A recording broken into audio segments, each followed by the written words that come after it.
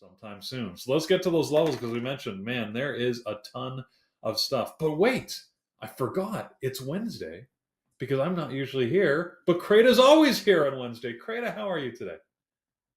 Good, thanks, Peter. Always here. Great to see you. You are. Okay. I had to see your face go up, and I'm like, oh my goodness, I'm forgetting something. So, what are we talking about today? How could you forget me, Peter? We're Well, talking about creativity.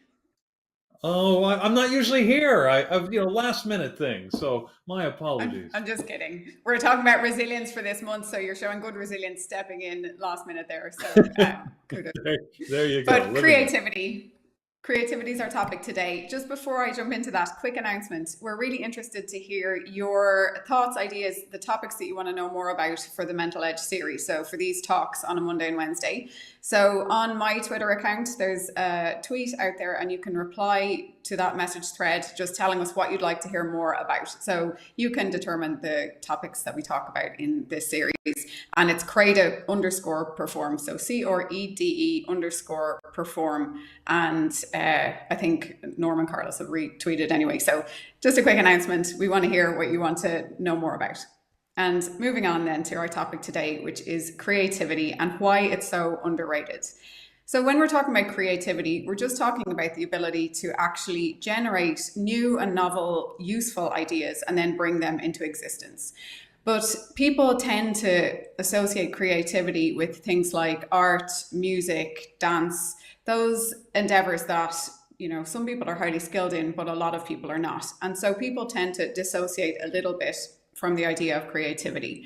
But when we go back to that definition and we think that it's actually just about creating new, useful ideas, then we can understand that creativity is anything from a particularly good play in sport to writing to cooking, and then even the most scientific of endeavors, actually astrophysics and NASA putting together a mission to take people from Earth into outer space and back safely. That could be considered creativity. And that challenges the popular belief that science and creativity are two distinct and separate things.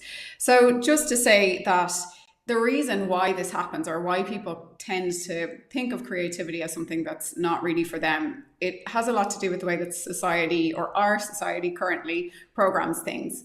And so our society tends to favor what we typically know as left brain tasks. It's not that simple in terms of neuroscience, but let's just frame it like that for now. So left brain tasks are things like critical analysis, verbal reasoning, numerical reasoning, maths, all of those type of activities that require a lot of concentration, focus, and are taught as subjects in school, or in the subjects that we experience in school. And even the education system itself prioritizes this idea of performing well against set standards and even rote memory. So I know, at least in Ireland, the education system relies heavily on being able to actually memorize things and then regurgitate it. So that doesn't exactly lend itself to developing creativity. But the good news is that everybody is actually creative inherently. So you're born with the capacity to be creative. But sometimes people get the idea that they're not creative. So maybe it's not one of their natural skills that comes easy to them. So they think that it's just something that's not accessible to them. And then they don't engage in any creative pursuits.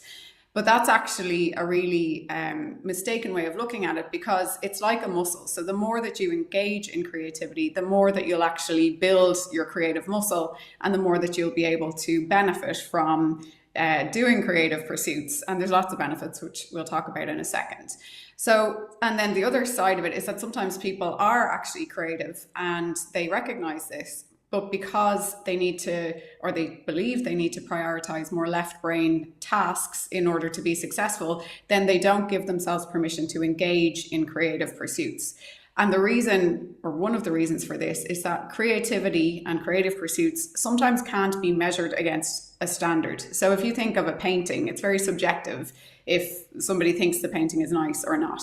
And so, especially in trading, where a lot of people are that A-type personality, very driven, probably male-dominated industry, and fair to say that people prioritize the idea of critical analysis and this left brain mode of thinking. And people are very driven to achieve high standards and high goals. And so they tend to favor the left brain thinking because it's very hard to engage in a creative pursuit for that type of personality and know that there may not be an outcome at the end of it that's going to get you closer to your goals. So people deprioritize spending time on creativity because it's nearly seen as an indulgence. And so people who identify as creative, so they know that they have that and they've tapped into that capacity, sometimes they don't allow themselves time to actually indulge in it or give themselves permission to take that time out of their day to do creative pursuits that don't necessarily achieve a specific outcome.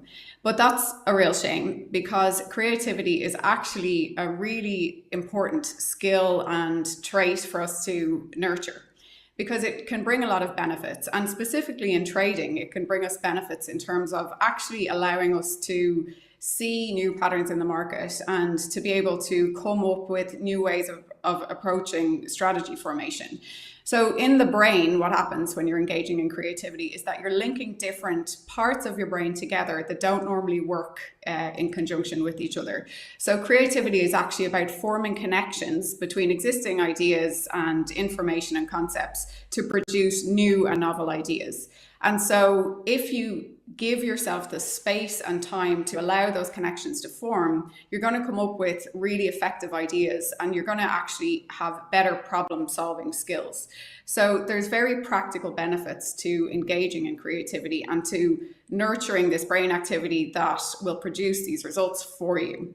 So another aspect of creativity is that it aids your resilience. And so I was laughing with Peter there, so I'm going to guess he has some creativity there, who was able to come in last minute and take over. So being able to thrive under adversity and pressure. So if you think about the pandemic as well, there were some businesses that absolutely jumped on the opportunity to solve a problem for people. So when there was a lack of hand sanitizer, distilleries jumped in, and with and some, I think, perfume companies as well, with their existing materials, they were able to create hand sanitizer quickly and solve a huge global problem.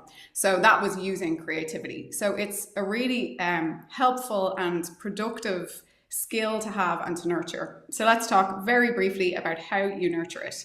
You can't become creative and engage in creativity using the same kind of environment and thinking that you do for analytical tasks or left brain tasks. So if you want to nurture your creativity, you need to create space and time for yourself to actually relax your brain, relax your body, and let ideas come to you. Let these concepts form together. So some ways that you can practically do that are, if you want to address a task or a problem and you want to find an innovative solution to it, then actually moving away from your desk, getting out of your home office if that's where you work, going to a coffee shop to change your environment, to give yourself that space, that can actually help you to start sparking creativity. There's research as well to say that being out in nature can help your creative process. So actually going for walks, it doesn't mean you have to go for a hike up a mountain, but if you just spend 25 minutes, I think the research says, in green spaces, even in an urban environment, that will spark your creativity. So there's a few things that you can do to create that time and space for yourself, but then it's about being consistent as well. So you need to actually devote time to doing this every day. So I'd recommend that even if you consciously take 5 minutes every day to do something creative that doesn't necessarily have a tangible, useful outcome in terms of hitting your goals, you'll start to develop this creativity muscle, and then you'll see the benefits in your trading and in your life. You know, I was reading a book this weekend about trading, and from a professional trader, and Créde, that's exactly what they were talking about as well, how the most successful traders are usually those that have a creative outlet and actively engage in it on a regular basis, because they can't always directly use that within the trading environment, but indirectly, trading is all about creativity. It's about finding existing patterns and creatively recognizing and putting them together in a new way such that you create an edge. We talk about the trading edge. Well, where does the edge come from? Only if you're able to sort of be creative and see things differently or in a way that hasn't been accessed regularly before. So thank you so much for that. Some great thoughts and something for us all to do. Get outside, everybody. Don't sit in front of your monitors all day. Thanks, Thanks, Créde. Peter. Bye.